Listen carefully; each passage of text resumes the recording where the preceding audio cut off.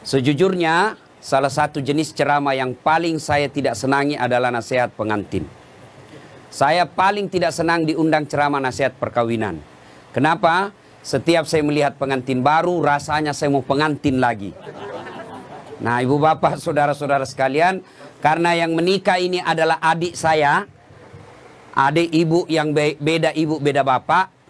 Andai saja saya tidak bersaudara hanya karena tidak dilahirkan oleh perut yang sama, tapi dalam prinsip-prinsip kehidupan persaudaraan, rasanya saya adik saya. Makanya saya datang di tempat ini. Pun Bapak Ibu kalau melihat ceramah-ceramah saya di YouTube, itulah karyanya si Ali. Di sini dipanggil rupanya VJ. Saya panggilnya Ali. Ya, Ibu Bapak, saudara-saudara sekalian. Kesempatan ini saya ingin sampaikan beberapa nasihat. Bukan nasihat ustadz, tapi nasihat agama. Yang pertama, kedua mempelai. Nikah, luruskan niat. Umumnya anak muda menikah dia bayangkan tempat tidur. Kalau tempat tidur kau bayangkan untuk menikah, maka siap-siap kau kecewa. Kenapa? Nikmatnya itu hanya sementara. Begitu sebentarnya yang namanya tempat tidur, maka disebut bulan madu. Tidak dikatakan tahun madu. Karena sebentar saja. Maka Nabi katakan nikahilah seseorang karena 4 hal. Yang pertama, nikahi kalau dia laki-laki, Ali nikahi dia karena kecantikannya. Ini penting cantik. Kenapa? Hampir 24 jam di depan kita. Baru bangun dia. Mau tidur dia lagi di depan kita. Mau makan ada lagi nih di depan kita. Pulang kantor dia lagi. Jadi kalau jelek, cepat kita bosan. Maka penting itu cantik. Ternyata cantik tidak boleh menjadi ukuran utama. Kenapa? Cantik ada batasnya, bahkan zaman digitalisasi sekarang ini bisa jadi cantik di YouTube, cantik di Instagram, cantik di Facebook, ternyata aslinya hancur. Kenapa? Ada kamera 360. Putih mukanya, hitam lehernya. Cantik memang dia kalau di Facebook, tapi ketika diketemu aslinya jelek. Maka kecantikan ada batasnya. Okelah original kecantikannya. Sweet 17 kau cantik, 20 tahun kau cantik, 17 tahun kau cantik, tapi balik itu angka 17. 71 masih cantik, enggak lagi. Biar kau pakai dandanan apa kalau sudah keriput hancur itu cantiknya. Ya, yang kedua kata Nabi, nikahilah dia karena keturunannya. Wajib kita lihat keturunannya. Tapi ternyata tidak boleh jadi prioritas. Kenapa? Ada orang bapaknya Nabi, anaknya pengkhianat. Anaknya Nabi Nuh. Ada orang bapaknya pengkhianat, anaknya jadi Nabi. Ibrahim alaihissalam. Boleh melihat keturunannya, tapi tidak boleh menjadi prioritas. Kenapa? Karena ada orang bapaknya ulama, anaknya jadi penipu. Yang ketiga kata Nabi, nikahilah seseorang karena kekayaannya. Penting ini kekayaan. Itulah orang Bugis katakan, komelo komak bene mita ko yerong kayu mau decengi. Kalau kau mau menikah, lihat kamu apa yang kamu bisa hidup di situ. Tapi ternyata tidak boleh jadi prioritas. Kenapa? Harga diri seorang laki-laki jangan kau gantungkan hidupmu sama mertuamu. Insyaallah kalau orang Bugis tidak. Bapak saya sempat sampaikan kepada orang tua mempelai, insya Allah Bapak tidak dikecewakan oleh saudara Ali. Setahu saya yang selihat secara kasat mata, langka juga laki-laki seperti Ali. Punya prinsip hidup, jujur, dan jangan coba-coba kalau mau dibilang bohong, insya Allah tidak akan Bapak temui di situ. Prinsip hidup yang paling penting bagi laki-laki adalah tegas. Ketika dia punya ketegasan, punya prinsip hidup, insya Allah anaknya Bapak akan dilindungi. Yang keempat, kata Nabi, nikahi karena agamanya. Bertanya mahasiswa saya di Unhas, Ustadz kenapa agama nomor 4? Mestinya kan nomor 1. Jangan salah paham. Agama betul nomor 4, tapi dia tidak titik di situ. Koma. Utamakan agamanya, karena dengan agama kau dapat semuanya. Mendapat perempuan yang cantik, keturunan baik-baik, anak orang kaya, penghafal Quran, rasanya kalau ada 100 cewek belum tentu ada 1. Ada yang cantik mukanya, hancur akhlaknya. Ada yang akhlaknya baik, mukanya kesurupan. Jadi untuk cari sempurna ini sangat jarang. Kalau ada perempuan di Dumai ini, ya sudahlah cantik, anak orang kaya, keturunan baik-baik, hafal Quran, kalau ada tunjukkan saya juga masih mau. Iya kan? Sangat susah. Maka Nabi katakan utamakan agamanya.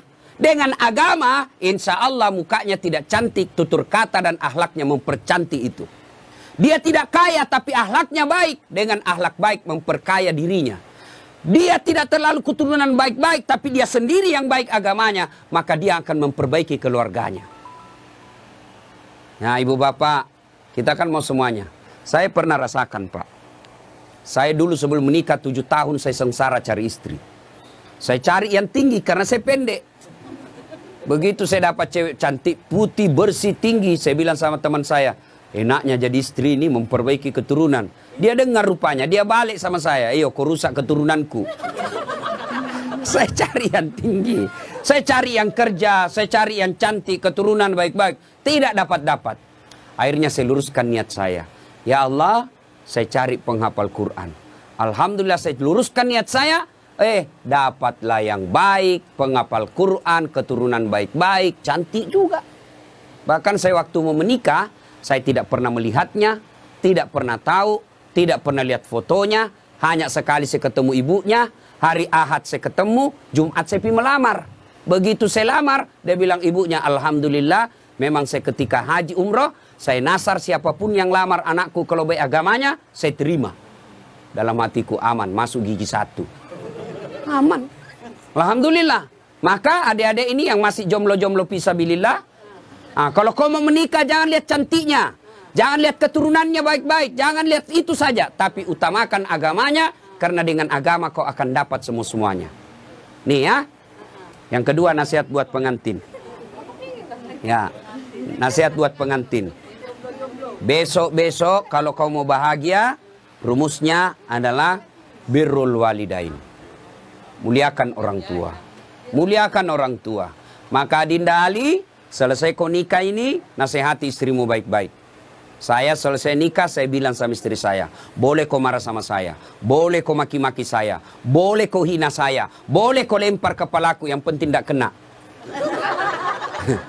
Satu yang tidak boleh, jangan kau pernah hina orang tuaku. Sampaikan itu. Ya, karena kadangkala ada suami durhaka sama orang tuanya, gara-gara istrinya yang tidak bisa menerima takdir orang tuanya. Tuh, camkan baik-baik. Tidak ada kebahagiaan dalam rumah tanggamu kalau orang tuamu kau hina.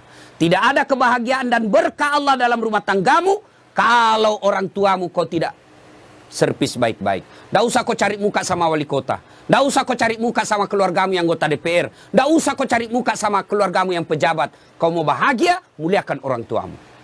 Maka prakteknya, datang orang tuanya Ali, PJ, maka berikan kalau ada rezeki, si Vina yang datang. Bu, Pak, ini ada duit 50.000. Allah tidak lihat nilainya. Allah tidak lihat banyaknya. Yang Allah lihat adalah niatmu untuk memuliakan orang tua. Orang tuanya Vina yang datang, Ali yang maju.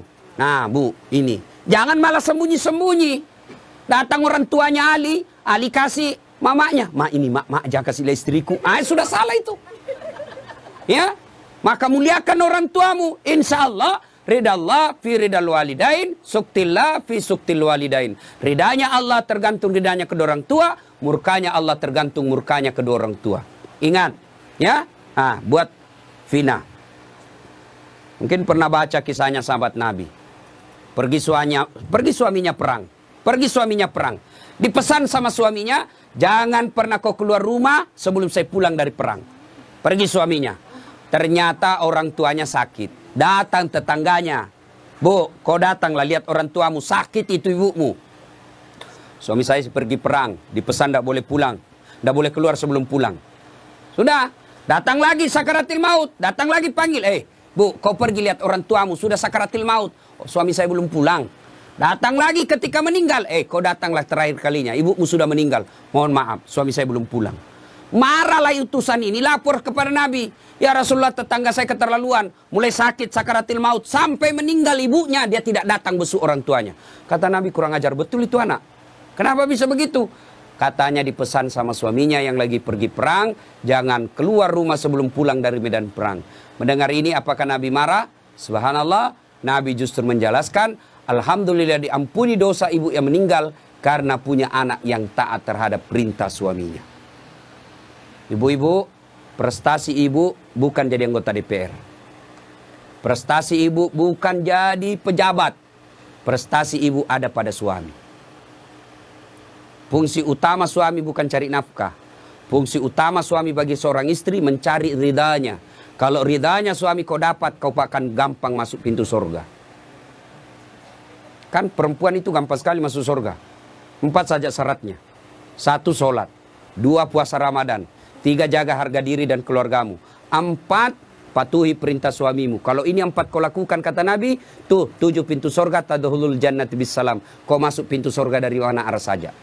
Kan banyak orang sukses di kantor, hebat kerjanya, banyak duitnya, tapi nalantarkan kewajiban suaminya kepada suaminya, maka demi Allah kata Nabi, jangankan masuk surga perempuan seperti itu, baunya surga kau tidak dapat. Maka Devina, mulai hari ini kewajibanmu memuliakan suamimu. Kemana orang tua? Orang tua ketika sudah bertentangan dengan perintah suami, maka lebih utama mengikuti perintah suami. Kenapa? Karena sudah diserahkan ijab kabul. Bapak tadi lihat itu ijab kabul, namanya penyerahan.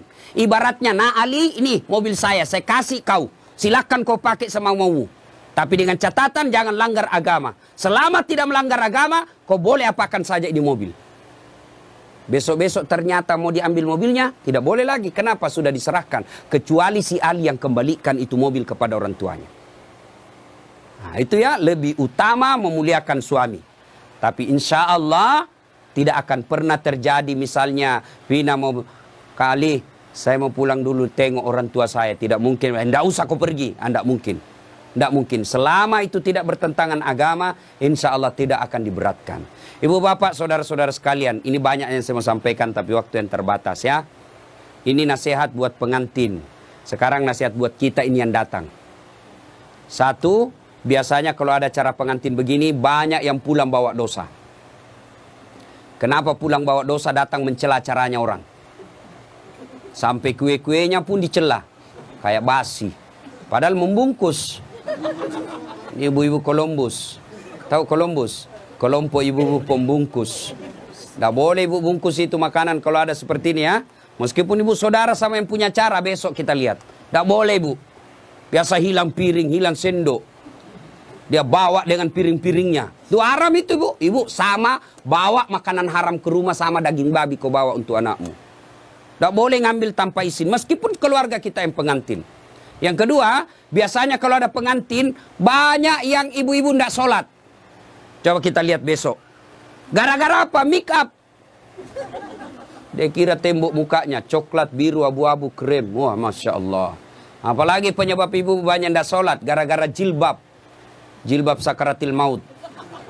Coklat, biru, abu-abu, kuning, dikasih miring lagi sedikit. Ada kayak pohon-pohon di belakangnya. La haula wala quwwata illa billah. Dia bilang suaminya, kau pergi sholat. Saya kasih habis duit saya 50 juta untuk umrah. Kau pulang umrah tidak sholat. Apa kata istrinya? Kau sadar pak? Saya sadar, saya suruh kau sholat. Pergi sholat. Dia bilang istrinya, ini kau lihat jilbabku 2 jam dipakai ini. Jangan sampai ada seperti itu besok. Bagaimana pengantin mau berkah acaranya kalau lebih banyak tamunya tidak sholat daripada yang sholat. Yang ketiga, biasanya acara pengantin seperti besok, banyak praktek mubasir. Ya, terutama air gelas. Terus saya lihat belum habis, nyucuk lagi gelas yang lain.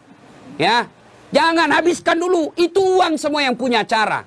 Hanya 1 iris kau bisa makan telur, jangan ambil yang banyak. Ambil 1 tusuk dia bisa makan sate, dia ambil 3 tusuk. 2 tusuk jadi sisa, itu mubasir, uangnya orang sia-sia. Lebih kau nambah daripada kau ngambil banyak-banyak. Ada juga orang pengantin, pergi pengantin itu kayak porsi mengamuk diambil. Besar betul, tinggi betul piringnya, tidak habis juga. Lebih kau nombo, tidak ada yang suruh nombo Ustaz, ya suruh sendiri. Saya biasa kalau sedikit aja dulu saya ambil, ternyata enak, baru saya bilang Ustaz, tambah Ustaz, mari. Coba, jangan sampai kita buang-buang, itu mubasir.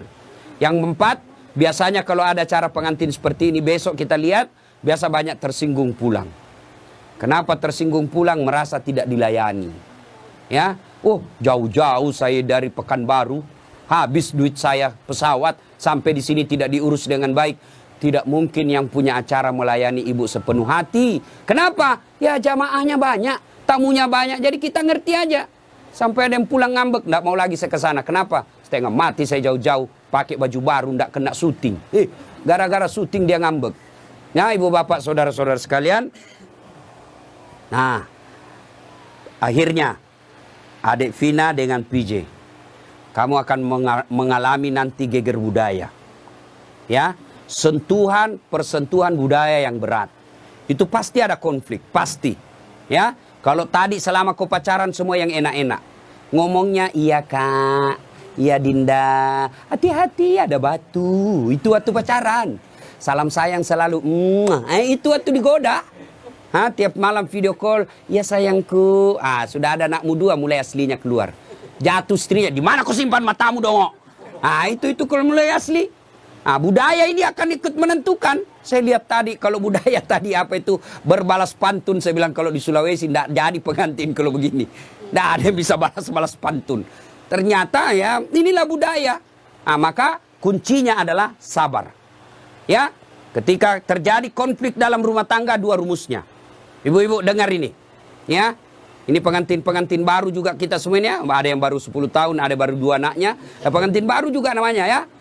Ketika ada masalah, ini kesalahan kita ibu-ibu banyak apa? Ada masalahnya curhatnya di Facebook. Ada masalahnya curhatnya di WhatsApp. Dia berdoa tapi di medsos. Ya Allah lindungi suamiku. Ya Allah bukakan rezekinya suamiku. Sibuk betul itu Tuhan mau baca statusmu. Ketika ada masalah kata Allah dalam Al-Quran, ada masalahmu, suamimu nakal, suamimu selingkuh. Tidak usah curhat sama orang lain. Ini ibu-ibu gampang betul dia curhat sama tetangganya. Ngapain kau cerita masalah rumah tanggamu ke tetangga?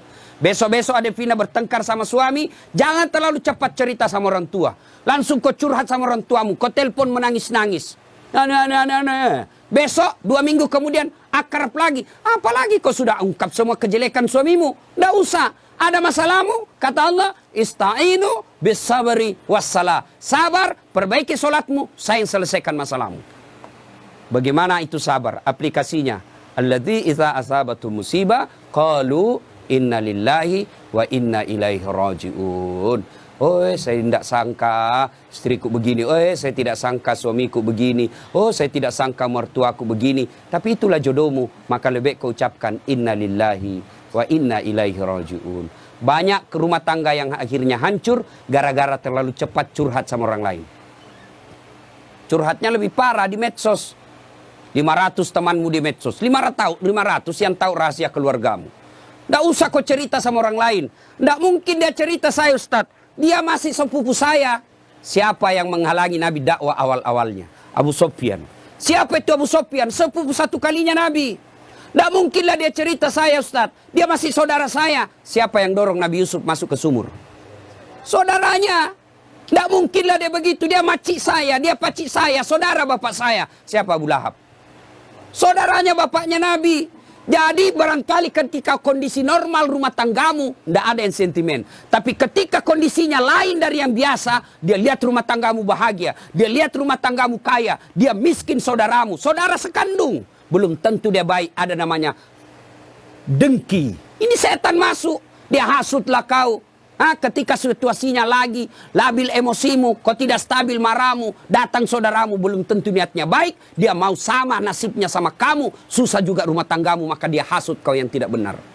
Maka ada masalahmu jangan curhat sama manusia, tidak usah, lebih kau curhat kepada Allah, bangun sholat tengah malam, ngadu kepada Allah. Termasuk ibu-ibu nih, yang sudah mulai tua, muka-muka sakaratil maut, suami mulai lain-lain, tidak usah kau curhat sama orang lain, curhat kepada Allah. Ya Allah, Engkau yang memelihara suami saya. Ya Allah, lindungi suami saya. Ya Allah, bahagiakan rumah tangga saya. Allah sudah janji, ud'uni astajib lakum. Minta kau sama saya, pasti saya kasih. Itu janji Allah. Ya, maka ibu-ibu, saya yakin di sini semua punya rumah Adakah rumah tangga yang tidak ada masalahnya? Kira-kira ada rumah tangga yang tidak ada masalahnya? Tidak mungkin. Jangankan manusia biasa, Nabi saja ada masalahnya. Dalam rumah tangga, dalam struktur keluarga, Nabi diusir. Diusir dari Mekah kan, hijrah ke Madinah. Siapa yang usir? Bukan orang lain. Siapa? Pamannya sendiri.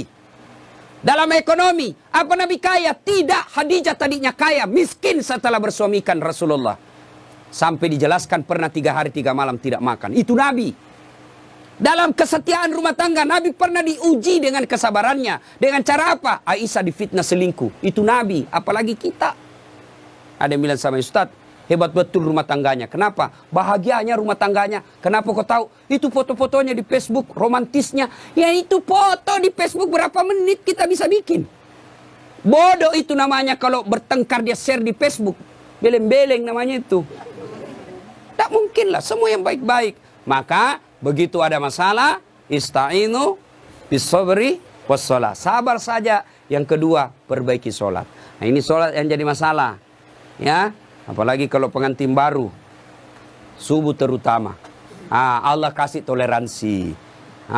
Tapi sekarang sudah modern, Pak. Ada air hangat, ada air sudah. Tidak seperti pengantin baru dulu kan. Rumah tidak ada kamarnya. Tamu 1 minggu baru pulang. Bingung kita, Pak. Mau cari kamar tidak ada. Malu-malu lagi. Kamar mandinya dibawa pula. Mau mandi dilihat jauh orang basah kepala. Tidak enak. Sekarang aman. 1 kamar sudah ada kamar mandinya di dalam. Pun kalau kenapa malu? Kenapa mesti malu? Ini sudah halal. Ya. Nah, ibu bapak, saudara-saudara sekalian. Banyak yang ingin saya sampaikan tapi waktu yang terbatas. Ada yang saya lupa satu. Satu lagi. Adinda Ali, besok-besok kalau marah jangan gampang bilang talak. Ini dengar semua laki-laki. Ya. Marah jangan gampang bilang talak.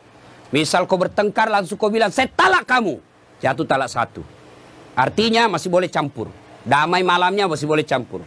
Tapi ketika kau bilang saya talak kamu, 5 menit kau banting pintu saya talak kamu, jatuh talak 2. Artinya kamu tidak boleh campur sebelum nikah ulang. Panggil 2 saksi, ibu bapaknya, ada mahar, ijab kabul, baru boleh campur. Nikah ulang. Kalau kau tidak nikah ulang campur, sama hukumnya kau berzina. Bagaimana kalau dia saya talak kamu? 5 menit kemudian saya talak betul kau. Keluar dari rumahnya dia banting pintu, saya talak kau cilaka. Jatuh talak 3. Artinya apa? Harus cerai dulu baik-baik. Lalu dia nikah dengan dia menunggu 3 bulan, lalu menikah dengan laki-laki lain. Ternyata tidak cocok, dia cerai dengan laki-laki tersebut. Kau harus menunggu lagi 3 kali haid, baru kau nikah kembali. Hati-hati bilang talak. Bagaimana kalau perempuan bilang talak? Talaka, talaka, talaka, talaka, talaka, talaka. Biar sampai di atas pantatnya. Kenapa? Kenapa hak talak ada pada laki-laki, bukan sama perempuan, ya? Maka bapak ibu yang gampang-gampang, ibu bapak-bapak yang gampang marah, jangan kau gampang bilang talak. Marah bagaimanapun jangan bilang talak. Kalau dia bilang istrimu antar, kasih kembali saya ke rumahku. Oke, saya kembalikan kau ke rumahmu, saya ikut ke mertuaku. Anda jangan masalah seperti itu ya. Besok-besok Ali cari harta, jangan menghalalkan segala cara. Tapi insya Allah, saya tahu betul ini PJ atau Ali sangat disiplin dalam soal halal atau haram. Insya Allah. Demikian, mudah-mudahan ada manfaat. Sebelum kita akhiri, mari kita kirimkan suratul Fatihah kepada Rasulullah Muhammad SAW. Khasiat dan keutamannya kita ikhlaskan untuk kedua mempelai. Mudah-mudahan menjadi keluarga sakinah mawaddah warahmah, diperkumpulkan bukan cuma di dunia, tapi insya Allah sampai di akhirat kelak. Ila hadatin Nabi Mustafa Muhammad SAW. Al-Fatihah. Bismillahirrahmanirrahim.